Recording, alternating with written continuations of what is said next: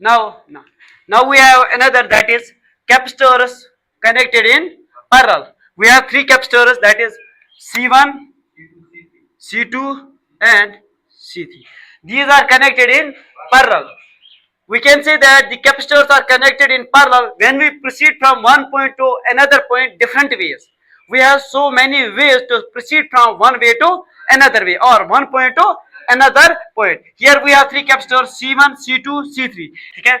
In parallel potential remains same. Potential क्या है? Same, but charge divided. Let us consider we have applied the voltage V. In capacitor C1 the voltage remains V. In capacitor C2 voltage remains V.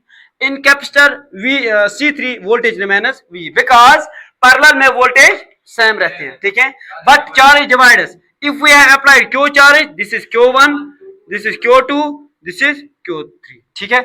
Q1 is the charge stored in capacitor C1, Q2 is the charge stored in capacitor C2, and Q3 is the charge stored in capacitor C3, ठीक है.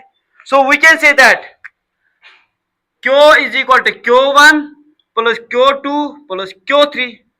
This is equation first. This is equation first, because charge is divided. Charge कैसा go divide.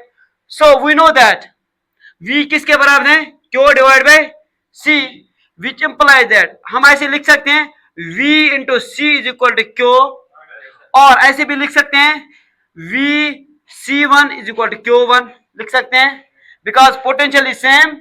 In capacitor there is capacitor C1 and charge Q1.